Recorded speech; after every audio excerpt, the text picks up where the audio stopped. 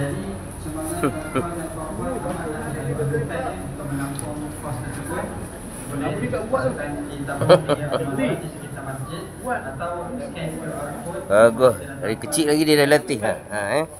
Ni baru bagus. Istiqomah sampai esok Sampai besar esok.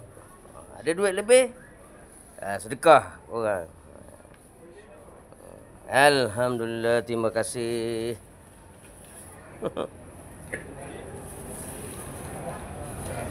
Tengok adik kita. Nantilah anak-anak kita bersedekah Terutama di bulan puasa ni bagus. Supaya mereka sentiasa istiqamah dalam bersedekah. Tengok adik kita. Tapi ayah pantau saja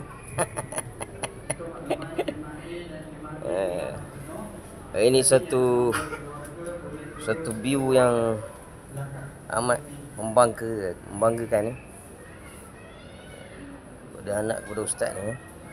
Dilatih anak kecil lagi ustaz. Moga semuanya menjadi orang-orang yang soleh.